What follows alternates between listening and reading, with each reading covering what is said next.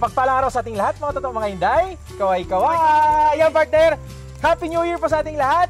At sa New Year na to, ang pinaka-episode po namin, dito kami ngayon sa Abaca Farming at pinuntahan namin ang pinaka-bulubundukin ng Lake Cebu. Dito po kami sa Lamsandangan, Trangkini, Lake Cebu. At kasama po namin ngayon ang Farmers President. Dito si Sir Roger Layon. Kaway-kaway tayo, Sir Roger. Yan, at saka yung kasama niya po, si Sir Vida. Kaway-kaway po tayo, Sir Vida Mugol. Kaya, at ngayong hapon po mga tol, syempre partner, kahit makita man natin kahit saang dokumentary, sobrang hirap talaga ang Abaca Farming. totoo, partner. So ngayon hapon, tatanungin po natin sila mga idol dahil nagmotor po kami mula doon sa bundok at saka sa baba pa, dito sa bundok at sobrang hirap ng daan. At the same time, parang mahirap pa yung motor papunta dito. Sir, gaano ba talaga kahirap itong Abaca Farming? Paano nyo ginagawa at paano nyo na-sustain ito? Kayo po, Pres. So, pag umpisa sir, magtanim ka muna. Okay.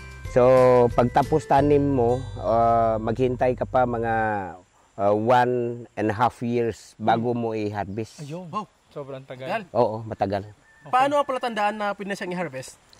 So, kapag tingnan mo nga medyo mataas na, pwede na ma-harvest yun. Ayan. So, pupuntahan natin yung partner mamaya. Yes. So, para makita talaga nila kung gaano ka ano yung pagpunta doon at saka kung gaano yung pag-aalaga nila sa mga abaka. Yes. Tama po ba yun, Pres? Yes, sir. Yes. Ayun. Pero partner, ito yung parang uri ng saging na plant and forget. Tama. So, taniman mo lang, wala ka ng abono, unlike sa ibang mga saging, wala ka ng spray, balikan mo lang 1.5 years, sabi nga si Roger, and harvest na. Yes, sir. Ayan. Sa isang puno, sir, ng abaka, gaano karami ang ma-harvest natin? Halimbawa, ganito. Gaano karami dito ang magawa natin ganito na hibla ba tawag? Fiber ng abaka, gaano kadami dito? So, Isang puno. sa isang puno, depende sa pagtingnan mo na kung pila yung mataas na. Oo. Yun ang kunin mo para i-harvest nimo. Sa isang puno, halimbawa, ilang ganyan ang Yung harvestable na. magawa natin? Sa isang puno, Ilang ganito, sir? Ilang ganito? makuha mo mga per kilo. Isang kilo. Sa kilo na lang. So, mga dalawa, either 3 kilo. 3 kilo? 3 kilo sa isang partner, puno. Oo. So isang puno na yon, ay ito sir, mga ilang kilo yon na bubuhatin natin mula doon sa bundok papunta dito? Sa harvest nyo po? Sa harvest, Aabot ng ilang kilo? Yung isang puno na bubuhatin mo, pagtapas, pagputol, yung mga ilang kilo yon na bubuhatin. Papunta dito. Kasi dito siya ipaprocess eh. Oo. Mga ilang kilo po yun? Gano'ng kabigat? Mas mabigat pa yun, sir, kasi basa-basa pa. Basa pa. Oo. Tama, partner. Mga ilang kilo? Mga 10 to 15 kilos. Kabigat 10 to 15 kilos. Ang magawa niyang ganito is 2 to 3 kilos. Sa isang puno yun, ha? Yes. O sa isang puno lang. Oo. So yun, partner. Very challenging po talaga mga totoo mga hinday. Kung nakikita nyo po, kung sino pong hiling mo sumuot ng mga barong Tagalog, yan, dito po yan sila. Tapos yung mga ginagawang hibla. Ano bang produce ng dito, sir? Tinalak. Tinalak. Oo. Yun yung pinaka-festival po ng South Cotabato. Yun po ang tinatawag na tinalak. Yan. Tapos yung mga iba pang mga damit. yun, sa mga damit. Ayun. So marami po pwedeng gawin. Pwedeng bag, lahat-lahat na nakikita nyo na yung pang native products na gawa ng abaka. Karamihan din po, dito din galing sa kanila. Kasi sabi nga ni Pres kanina, sa isang linggo, partner, nakaka-harvest sila ng 1,000 kilos. 1,000 kilos. Opo. Na ganito? Oo. Kasi mayroon kaming machine eh. Machine para sa... Para sa ganyan? Oo, pag ganyan. Hindi naman naman, no? Depende. Yung iba, mano-mano. Tapos yung pinakamalawak na abaka, dalhin namin ng machine. Ay, kaya pala, partner. Dalhan nyo ng machine. Yes. Sa machine na palang gamit. So, partner, sobrang lawak po ito. Kung makita nyo po yung drone shots na ginawa ni partner, mga ilang hektarya to, Pres? Ito lahat? More or less 300 hectares. 300 hectares. Oo. Ayun. So kasi ang taniman nyo po ay, saan po ba tumutubo yung abaka? Doon sa open field o medyo partially shaded? Yung natatakpan sila ng mga... Oo, may mga kahoy, hindi totally i-open kasi ang kinanglan ng abaka yung seeding. Yun, shading pala. Dapat malamig, sir, no? malamig, sir. Kaya partner, lapit sa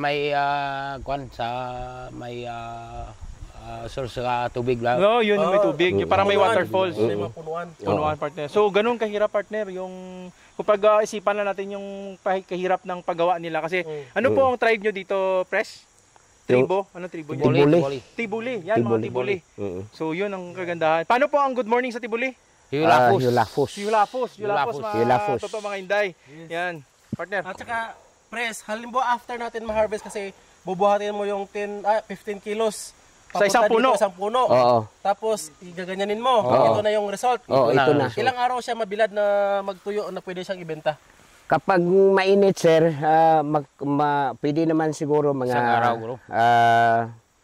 3 hours siguro, makaya siguro. Mabilis lang. O kapag tuwing uminit ng araw. Tingkad yung init. Tig-init. Ayan. Tapos, dadalhin nyo magkano ang per kilo nito pag binenta nyo na sa baba?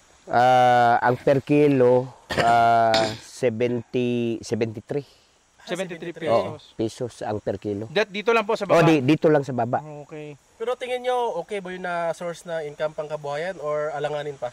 So, okay naman sir, sapat naman yun. Pero yung ibang source namin, saging, at saka yung mga ibang produkto, palawan, either mais. Oo. So, hindi lang abaka yung ano, pero ang highlight namin na produkto is abaka. Ayun, tama pala. At saka partner, ang the best part, gumawa na sila ng kanilang association. Yung tinatawag nilang association, Trangkini Farmers Association. Pero ang main crop kasi nila, mga totoong mga Inday, itong abaka. Abaka. Tapos ang saging nila na very organic na binabenta pa sa Japan. Kasi strict talaga yung Japan, walang abono, talaga purely organic. Tama po ba? Oo, tama yun sir. Pero bakit mura partner? Kasi 10 pesos lang nabibili dito. O ganun po, ganun talaga ang traders, di ba po? Oo, so Yung saging na organic ha, yung tundan, 10 pesos lang bilhin dito. Tapos dadalhin mo pa sa baba ano? Oo, Ano mo yun, motor or kabayo? So, kapag mayroon kang kabayo, so kabayo na lang ang Mas ano makatipid mo. ka. Oo, mas makatipid ka. Hindi ka na kay kung motor, gasolina pa rin Bayad yung pa. ano mo. Pero parang Oo. bugbog no. Mm. Tapos pagdating doon 10 pesos lang ang bili. Mm. ayun. So Yung mga ginuni, totoong mga tumaram. Inday, idol. Oh. Yun ang pinaka-challenging dito sa kanila. Sir, sa tagal nyo na dito sa pag-abaka, sa 300 plus more or less hectares na pina-farm nyo po ng abaka, ano po yung pinaka-challenging na na sa pagfa-farm ng abaka? Ano pang pinakamahirap, pag-harvest ba o pag-deliver, ano ba? So, Usually, kasi plant and forget na siya tatanim mo, iwan mo lang ganun. oo. So, ang kahirapan dito sir kapag tuwing harvest na, so hindi natin alam yung weather condition Ayun. kapag umulan. Ay, naku, So yun na. Masira siya. Mahirap talaga. Yellow, nagiging yellow imbis puti. So kapag yellow na, iba naman yung presyo. May discount pa yun. Pero kung tuwing straight yung init, so hindi kami masyadong nahirapan. Pag ganito sir, pag ganitong kulay, ito, reject na to. Oo, ibang presyo na to. Amura to. Oo. So hindi na yan ihahalo. So dito sir, pwede nito ihalo, pero pag dating na doon sa ano, Sa baba. so classify naman to nila. Yun. So ika-classify pa po, Oo, partner. ibang presyo na to. Comment down below mga totoong mga Inday kung magkano ang presyo ng abaka dyan sa inyo. Baka sobrang mataas na masyado. So dito sa kanila, may talagang kumukuha na. Pero kung mayroon na ba talaga kayo sir na direct na kumukuha, halimbawa sa Manila, may nagakuha na ba dito? So Sa Davao yung lang, sir. taga Manila sir, wala pa. Pero yung taga Davao, mayroon na. Ayan. So pwede po yung mga iba na kulang sa abaka, pwede siguro na baka hindi kaya kunin ng iba, pwede na mag-order sa inyo. Tama ba yung partner? Pwede. Pero ano bang makontak? Kasi walang cellphone number dito na Walang signal. Walang signal. Walang signal. Gumagamit kayo ng ano ngayong radyo? Ito. So, radyo lang gamit namin sir ito. So, for communication namin to. Kapag halimbawa, mayroon kang kakulangan ng budget, kung kulang yung budget mo, pwede ka magtawag sa baba. Ayun. So, sa mga gustong magbili pala ng abaka, pwede na yung mag-message sila partner. Kukomment natin yung number ni President. Oh, yun, tama. Tsaka shout out partner pala, no, yung participation sa mayor dito, no, si Mayor Remy. Maraming salamat sa mayor dahil nakapunta kami dito kay na Sir Roger at tsaka kay Sir Bida, no, dahil sa inyong initiation na papuntahin kami dito nga at para ma-feature din yung, ma-showcase din yung Lake Cebu. So, yun, bas-bas po kami ni Mayor para ma-feature lahat yung mga agriculture dito sa Lake Cebu. Yes. Thank you din. At saka office ng Municipal Agriculture. Si Sir Mario at si Sir Marvin. Thank you so much po sa inyo. Thank you po sa inyo. Partner, nahawakan ko ang gaan pala. Oh, yung sobrang gaan, partner. Ang gusto namin, sir, kung may kwantani, may pundo namin sa amon nga asosasyon, Yes, kami na lang So yun nga ang plano namin plano sa namin. Galing, wala kaming darating na ano. Sige po, kung ano po ang gusto nyo sabihin, halimbawa sa government. Kung kami na lang mag-deliver sa Kami, abaka. sabagay, mayroon naman kaming association Opo. na kapag mayroon na kaming pundo, pwede naman kami, kaya naman namin, kami na lang mag-finance sa abaka namin. Opo. And then, for transportation, pa Davao, pwede. So mas malaking kikitain pa. Oh, mas malaki. Mas mahal ba kung sa Davao? Oh, mas Magkano mas presyo mahal. dun? I think mga 90 plus or 100 yung isang So kilo. sayang pa no, yung 30 pesos 25 no. pesos pa. Oo. Oh, 25 pesos. 100 plus. So depende sa klase. Kay klase. may class A man yun, i-classify pa man Ito, class A nila yun. yung puti, Baga dyan. iba yung presyo. Tama parte kasi kung iisipin partner, kung 1,000 per kilo, malaki din ang kikitain nila. 25,000. Kung 25 pesos ang difference. Oo. So ganun din Yung kalaki. transportation kahit mga 5 to 10,000. Oo. Yun ang plano namin sa ano ba? Sa asosasyon. So ano po yung gusto niyo idaing sa sa ating baka makita ni Mayor Remy, ano ba ang pwede niyo request sa kanya? So dito pa lang sir, ang nakita namin na importante dito ay yung kabayo. Kabayo Oo. na para mag-howling pababa. Oo. So pagdating naman doon sa baba, yung sasakyan. Oo. So parang deliver direct. So gusto namin na ma-direct kami Davao. Ayun. So pwede 'yun. Sabihan niyo kay Sir sa Department of Agriculture kay Sir Mario. Oo. Yan, Or pwede. kung may mga partner, mga panood na tawag yan yung mga yung tumutulong, ano ang tawag dyan? Oo. Charity. Oo. Charity organization, pwede po kayong Pumunta sila. dito. Just comment sa ating video mga idol and then paparating po namin sa kanila. And baka malay nyo, isa po kayo sa mga makakatulong sa kanila mga idol. Kabayo at saka transportation. Oo. Or pondo, no? Oo. Pondo na Yan. Yes. Hindi tayo direct to Davao. Partner, hindi tayo kasi naka-video kanina yung daanan. Partner, sobrang hirap. Mamaya siguro mag-video Hindi tayo ka naman ganyan. kasi mga video, kulang pa yung kamay mo sa hawak. Oo, grabe po yung paghawak namin. Sobra talaga. So, tumatawa. I-video mo ngayon sa kabila yung mga driver. I-video mo sa kabila, master. Yan. Sir Roland yung nag-video. Yan. Sila po yung driver. Bawat motor, isa po. Sakay.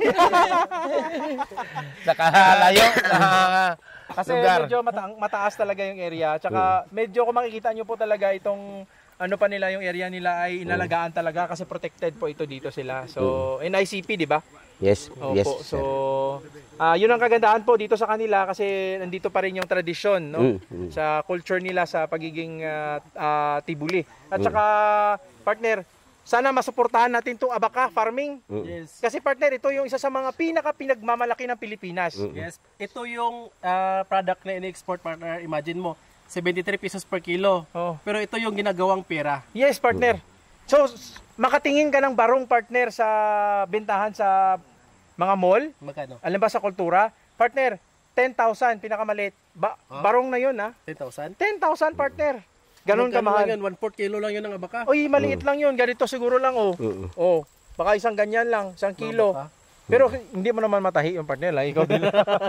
So medyo mahirap po yun kasi ang proseso kasi medyo mahirap. Pero ang the best part lang, hindi naman sila pinapabayaan ng government nila kasi mayroon na silang machine. Baka dandahan na yun, baka ibigay na din sa kanila slowly. Yun po yung pinaka maganda, partner. Ilang machine po meron kayo, sir? So dalawa sir. Pwede ba natin makita yun, press? Mamaya pwede mamaya pwede daanan natin. Ayun po. So paano yan? Saglit na partner. Kung maraming harvest dito, dadalhin yun dito yung Oo. Mga ilang kilo yun? Ano yung mga ano niya sir? So dito na ay asimbol. Asimbol pa. Oh, karga ng motor. Mga ilang kilo lahat lang? Mabigat yun sir, mga sobra 200 yata na. Uy! 200 kilos. Alanganin pala no, kasi kung dalhin mo dito, sobrang bigat tapos ilan lang yung mag-harvest dito. Alanganin din naman kasi na yung abaka dalhin sa baba kasi mabigat yun. Yun, partner. Yun ang pinaka... Pero mas maganda kasing dalhin na lang nila dito kaysa dalhin nila doon yung pa ganito, mahirap. Mas mabilis kasi yung trabaho nila.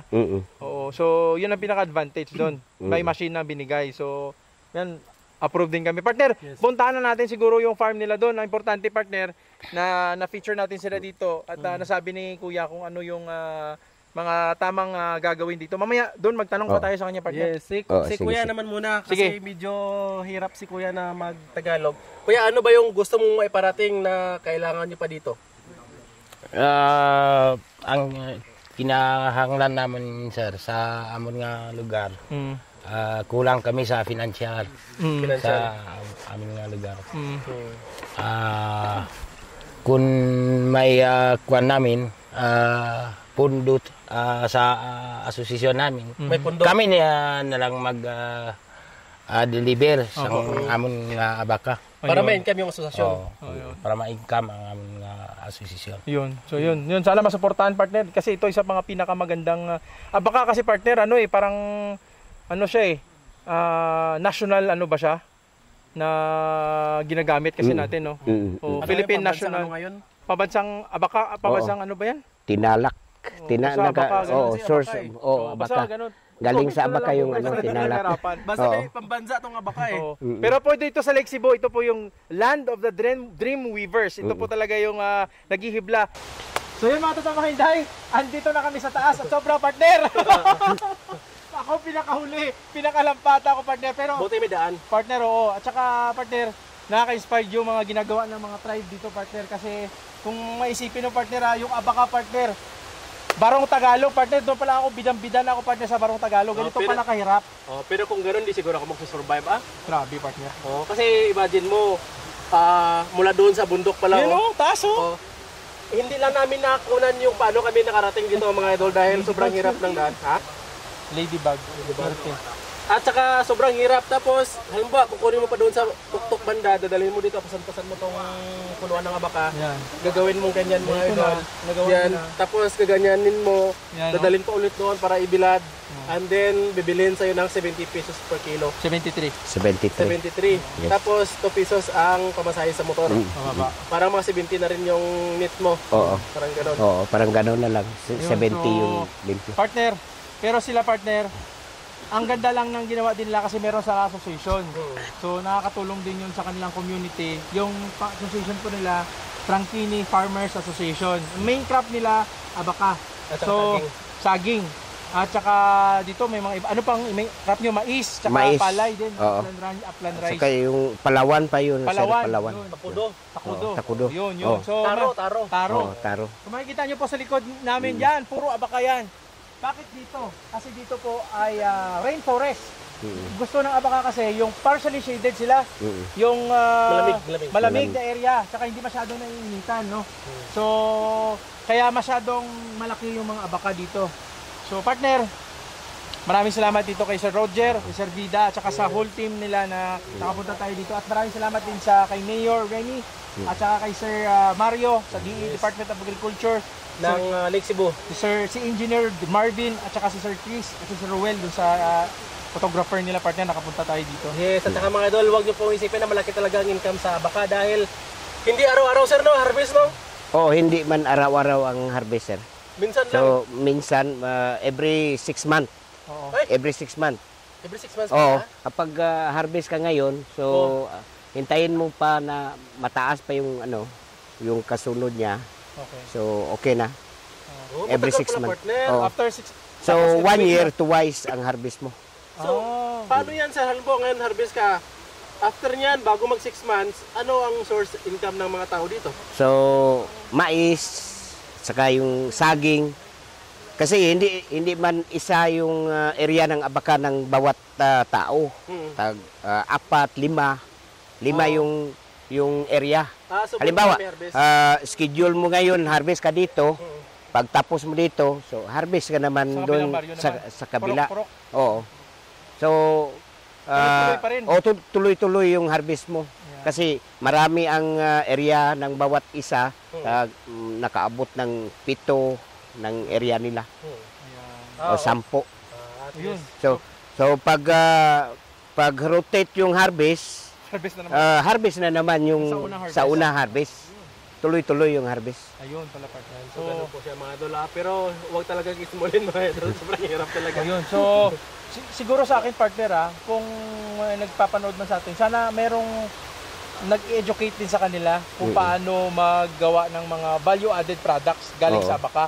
Tuturuan sila sir, dito, education. Sana po meron din sa Sana may mga foundation po na makapanood nating video at tulungan sila ba na dito. Sana po, ano kayo dito, welcome kayo na pumunta sa Trangkini Farmers Association at hanapin nyo lang po si Sir Roger, si Sir Vida. Ayan, para makita nyo doon. Sila po kasi sa mga tribe dito, sila po ang sa NCIP. Sila po yung mga leader din dito sa kanilang purok, no? So, pwede natin silang tulungan yung mga willing partner sa pag-educate sa kanila kung paano gumawa ng product. Yes sir. Yes po. So, para pag galing na dito, baka paglabas dyan sa kanilang purok, paglabas na sa purok, product na. Mas malaki nakikitain nila. Yes. Lalo na yung mga may kumpanya na siguro. Yung partner, maganda yun. So, para naman makasustain sa kanila. Kasi, pag ang farmers natin nawala na ng interes sa pagtatanim, lagot tayong lahat. Kawawa tayong lahat. So, yun mga totoo mga Inday. Sana po naintindihan nyo at na-inspired namin kayo. Yes. So, maraming salamat po mga idol. Yan, mula yan dito sa Trangkini, Lake Cebu. Yan. South Cotabato po mga idol, kasama natin si Rudy at saka si Sir Vida. Roger at saka Sir Vida. At saka si Sir Vida. Mga totoo mga Inday, please don't forget to subscribe ang channel po namin Pinoy Palaboy. Click the notification bell para updated kayo sa mga bagong tips and techniques sa pag-farm. At tandaan nyo po, kami ni partner, nag-ikot kami sa buong Pilipinas, Luzon, Visayas at Mindanao. At dito po kayo ngayon, New Year's namin na episode ngayon dito ang Abaka, no? Napaka-inspiring at nakaka-touch ng sa mga farmers dito. Ito talaga sila yung mga traditional farmer pa. So sana po suportahan natin sila. Maraming salamat po sa inyo mga totoong mga Inday. Mula yan dito sa Lake Cebu, Trangkini. Happy farming. Kaway-kaway. Bye-bye. Salamat po. Thank you.